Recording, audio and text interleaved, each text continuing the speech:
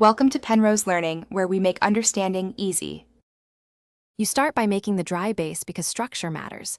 Whisk 2 cups flour, 1/2 cup sugar, and 1 tablespoon baking powder until homogeneous. Once done, preheat your waffle iron to medium-high, aim for 190 degrees 200 degrees C, and brush a thin coat of oil so the paste releases cleanly. Make sure your wet ingredients are measured.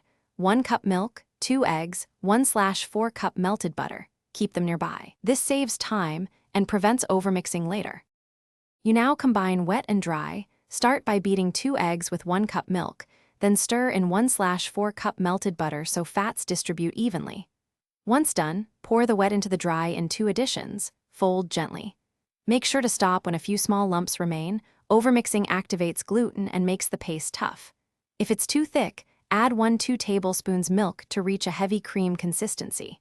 Rest for 5 minutes to hydrate. You're ready to cook. Spoon about 1/3 to 1/2 cup of paste into the iron, spread if needed, and close the lid. Cook for 3-4 minutes until the waffle is golden and releases easily. Timing depends on your iron. Once done, transfer waffles to a wire rack to keep them crisp. Don't stack. If things go wrong, soggy centers mean the iron is too cool or you use too much batter. Raise the heat slightly and use less batter next time. Thanks for watching. If this was helpful, leave a like and consider subscribing. See you next time.